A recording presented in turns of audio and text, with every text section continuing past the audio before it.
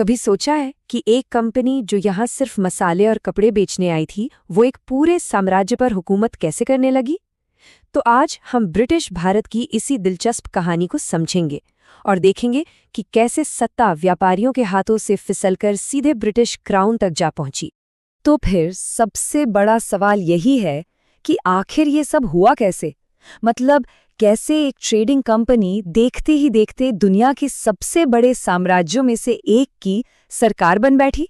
चलिए इस हैरान कर देने वाले बदलाव को परत दर परत समझते हैं। देखिए, ये पूरी कहानी ना 2 हिस्सों में बटी हुई है।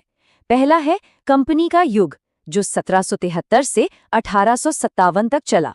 ये वो दौर था जब ब्रिटिश सरकार ने ईस्ट इंडिया कंपनी पर अपनी पकड़ मजबूत की।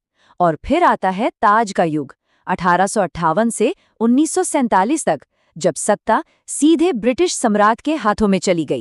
तो चलिए पहले हिस्से से शुरू करते हैं, कंपनी पर लगाम कसना। इस दौर में ब्रिटिश संसद का मकसद आप कह सकते हैं एकदम साफ था, ईस्ट इंडिया कंपनी की बेहिसाब ताकत को काबू में करना और भारत में एक सेंट्रलाइज्ड सरकार की बुनियाद डालना। तो इसकी शुरुआत होती है 1773 के रेगुलेटिंग एक्ट से। ये कह सकते हैं ब्रिटिश सरकार की पहली बड़ी और सोची समझी चाल थी ईस्ट इंडिया कंपनी पर नकेल कसने की। इसी एक्ट के साथ एक नया और बहुत पावरफुल पद बनाया गया, बंगाल का गवर्नर जनरल।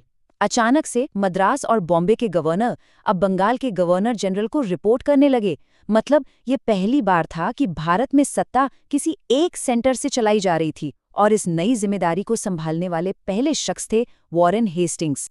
फिर 1784 में आया पिट्स इंडिया एक्ट, और इसके साथ आई एक बहुत ही चालाक व्यवस्था जिसे डबल गवर्नमेंट कहा गया।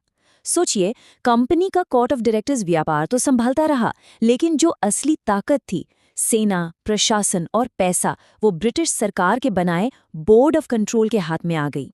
मतलब कहने को कंपनी काम कर रही थी, लेकिन रिमोट कंट्रोल तो ब्रिटिश सरकार के हाथ में था। और हाँ, इसी एक्ट में एक और चीज हुई जो सुनने में छोटी लगे पर थी बहुत बड़ी। पहली बार कंपनी के कब्जे वाले इलाकों को ऑफिशियली भारत में ब्रिटिश संपत्ति कहा गया। और ये सिर्फ नाम बदलना नहीं था, ये तो एक खुला ऐलान था कि असली मालिक कौन है। तो ये जो सेंट्रलाइजेशन का सिलसिला था, वो रुका नहीं, चलता रहा। पहले 1773 में बंगाल का गवर्नर जनरल बना, फिर 1833 आते आते वही पद बन गया भारत का गवर्नर जनरल। इस मोड़ तक आते आते ईस्ट इंडिया कंपनी एक ट्रेडिंग कंपनी से बदलकर सिर्फ एक एडमिनिस्ट्रेटिव मशीन बन चुकी थी। अब उसका काम बस इतना रह गया था कि वो लंदन से आए ऑर्डर्स को यहाँ लागू कर। 1857 का विद्रोह, इस एक घटना ने भारत में ब्रिटिश राज का इतिहास हमेशा के लिए बदल दिया। और इसी के साथ कहानी का दूसरा हिस्सा शुरू होता है, ताज का शासन। अब कंपनी का दौर खत्म हो चुका था और सीधे शाही हुकूमत का एक नया जमाना शुरू हो रहा था। और वो साल था 1858, वो साल जिसमें सब कुछ बदल कर रख दिया। ईस्ट इंडिया कंपनी को खत्म ही कर दिया गया और भारत पर शासन की बागडोर सीधे ब्रिटिश क्राउन को सौंप दी गई। और इस नए दौर की पहचान बना एक नया पद, वाइसरॉय। गवर्नर जनरल की जगह अब वाइसराय था। मतलब अब वो सीधे सीधे ब्रिटिश क्राउन का नुमाइंदा था, और भारत के पहले वाइसरॉय बने लॉर्ड कैनिंग। इस नए कानून ने भारत के शासन में जबरदस्त बदलाव किए। कंपनी का राज खत्म, डबल गवर्नमेंट वाला सिस्टम खत्म, और लंदन में एक नया बहुत ही पावरफुल ऑफिस बनाया गया, secretary of state for India, जो सीधे ब्रिटिश कैबिनेट को रिपोर्ट करता था।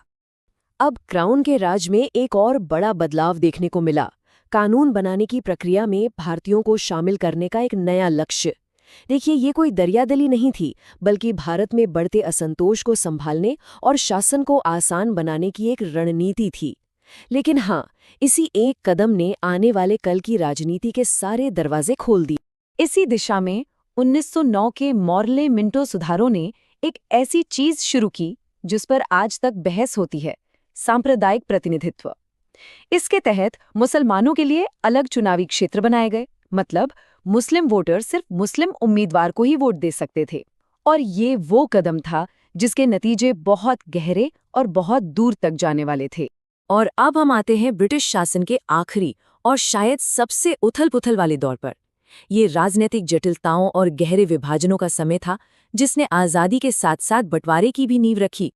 ये जो तस्वीर है ये 1946 की अंतरिम सरकार की है। ये बंटवारे से पहले कांग्रेस और मुस्लिम लीग के बीच एक साझा सरकार बनाने की एक आखिरी बेचैन कोशिश थी। लेकिन हम सब जानते हैं कि आगे क्या हुआ।